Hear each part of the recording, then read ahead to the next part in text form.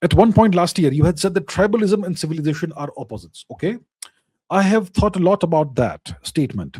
You have said that rise in tribalism is a sign of decay of civilization. Yeah, isn't it? Oh, okay. I don't know if you have followed Balaji's work, but Balaji has shown with examples how the US is becoming more tribal in terms of red tribe versus blue tribe. How they don't marry into each other, they don't go to each other's schools, they don't want to live in the same city. So you have blue cities and red cities, right? Now, combining these thoughts, is it fair to say that civilization in the US is, in particular, is in decay? And some of the geopolitical churns we are witnessing could be because of that. I know they still have phenomenal amount of hard power. So yes, I must have said this. I don't remember, but I must have said it that tribalism is the enemy and the opposite of civilization.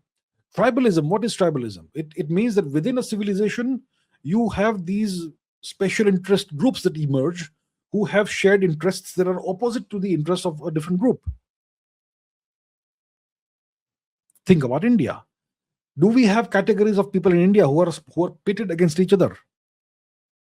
Some people get more rights, and some people are portrayed as permanent oppressors, and some people are permanent victims. Right? So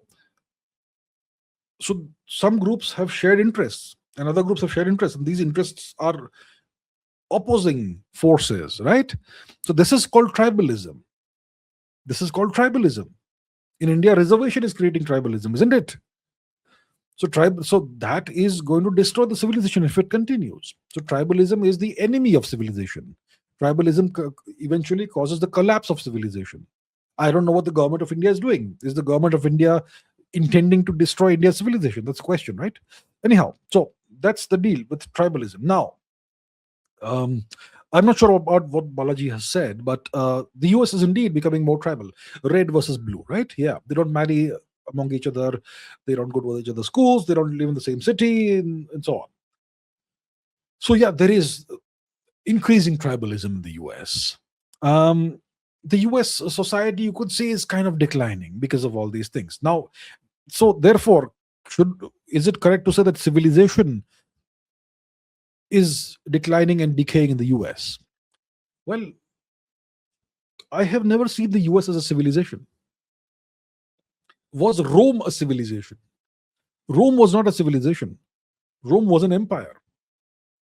It was the most powerful entity in west of Suez, more or less, wasn't it?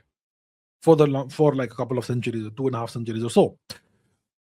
So Rome was not a civilization. It absorbed elements of various civilizations, including Greek civilization, Egyptian civilization, and so on.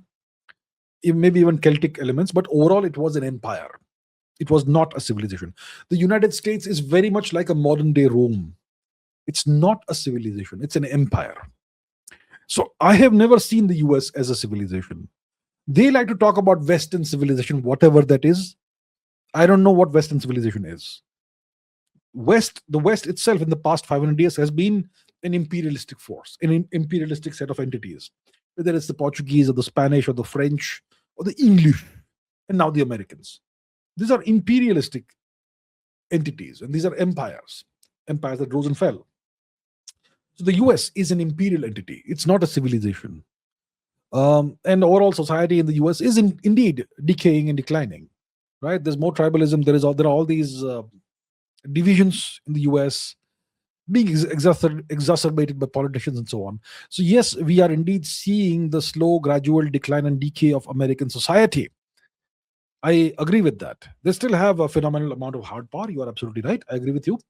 But I don't see the US as a civilizational entity. I see it as an imperial entity, and that's where I differ.